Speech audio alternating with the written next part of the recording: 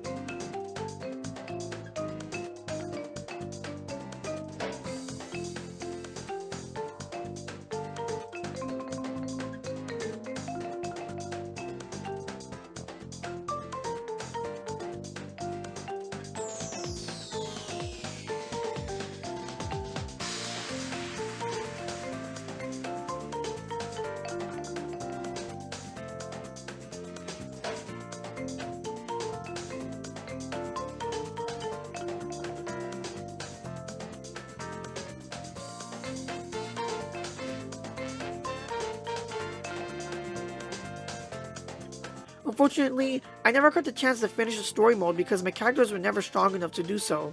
The characters you start with are common, while all of the other characters can range from common, rare, epic, legendary, and captain.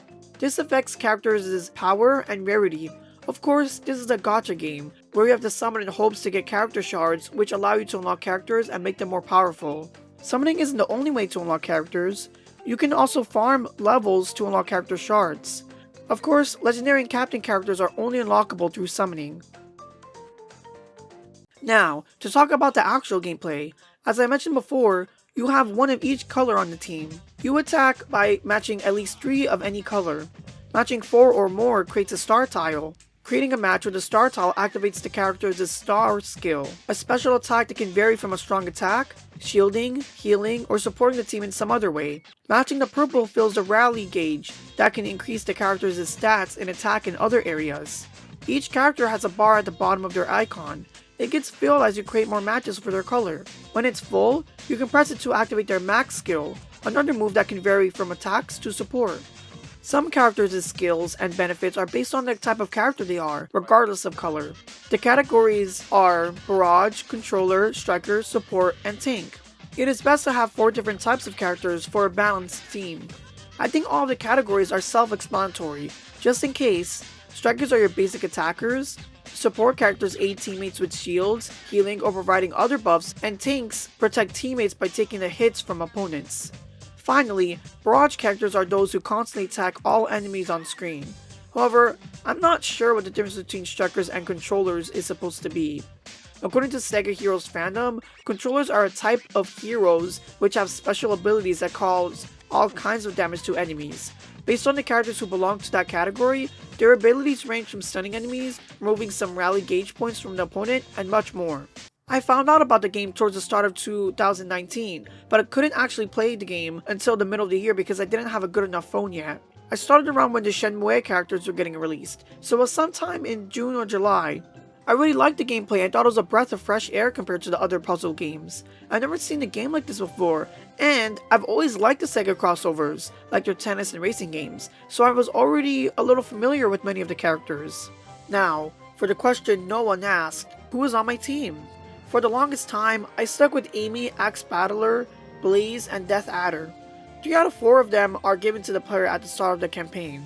I just couldn't decide on who to pick. I definitely wanted to replace all of them because I wanted a unique team. I had my eye on several characters.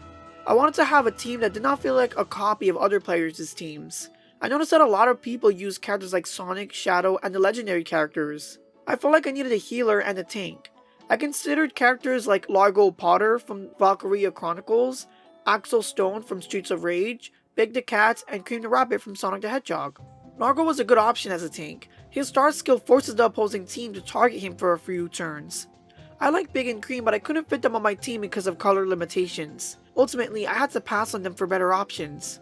My team consisted of the following 4 characters: Mimi from Super Monkey Ball, Ren of Heavens from Shenmue, Death Adder from Golden Axe, and Axe Battler from the same.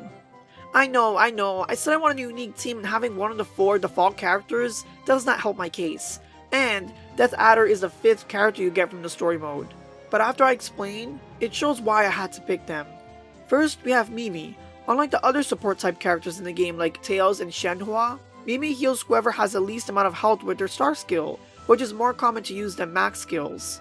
And her max skill makes a star tile appear so she can quickly heal anyone. Additionally, her healing effect lasts a few turns, making it even better. If you get several matches with star tiles at once, she can heal several allies in the same turn. Surprisingly, from what I saw, not too many people used her even though I consider her to be the best healer in the game. Next we have Ren of Heavens. Before Sega Heroes, I had no idea who this guy was. But when I randomly unlocked him, I don't remember how, I saw how amazing his max skill was. His max skill has him send every party member to attack, dealing tons of damage. His star skill, Rigged Coin Toss, also solved my problem in terms of finding a tank. Here are all the tanks in the game. Having Mimi and Ren of Heavens limited my options greatly. This is because Mimi being red and Ren of Heavens being green removed any green or red tanks. All I'm left with are the blue and yellow tanks. Now I had to remove the characters among them I have not unlocked.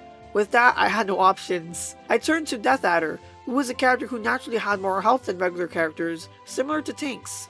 And his star skill is always satisfying to pull off. It just seems so powerful whenever he uses it. However, he doesn't have any skills that make him targeted like Largo.